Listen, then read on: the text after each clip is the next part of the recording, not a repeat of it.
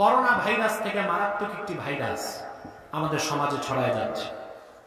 করোনার ভ্যাকসিন আছে, ওই ভাইরাসের ভ্যাকসিন নাই। ওটার নাম জানেন? সুদ।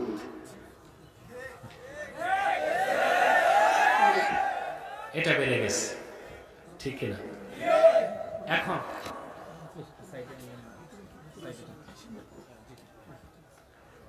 আজকে সুদটা এত বেড়েছে, আলেমরা ভুলে সুদ খেয়ে ফেলতেছে। সুদ সমাজে বেড়ে যাবার জন্য প্রধান দায়ী আপনারা জনগণ। একমত আমার সাথে? আপনারা দেখা যায় বড় বড় সুদখোরকে মসজিদ কমিটি, মাদ্রাসা কমিটির সভাপতি বানান, ঠিক না? মাদ্রাসা কমিটি, মসজিদ কমিটিতে সভাপতি বানায় সুদখোর।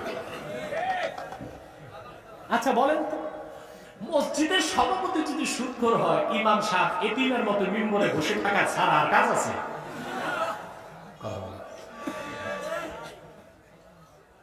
এগুলো করেন কেন? আচ্ছা, আপনারা কখনো গরু চোরকে সভাপতি বানান? স্বীকৃত ডাকাতকে করা বলা, জেনাকারকে জেনে বুঝে সভাপতি বানান? ডাকাত, চোর, সূক্ষ্ম, তার চেয়েও খারাপ। ডাকাত, চোর আর খুনি, তার চেয়েও খারাপ তো সূক্ষ্ম।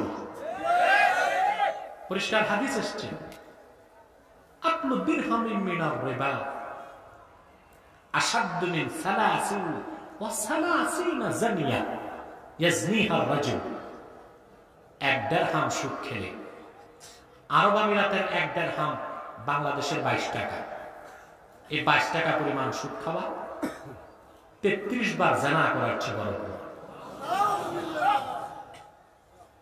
তাহলে সুদখোরকে আপনারা সমাজের কোনো দায়িত্ব দিবেন না।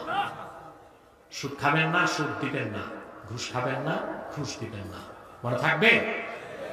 নিজেরা চরিত্রকে ঠিক করুন, সমাজকে ঠিক করুন। সমাজ ঠিক, পরিবার ঠিক, সমাজ ঠিক, সমাজ ঠিক, রাষ্ট্র ঠিক। আল্লাহ পাক তৌফিক দান করুন। বলুন আল্লাহুম্মা আমিন।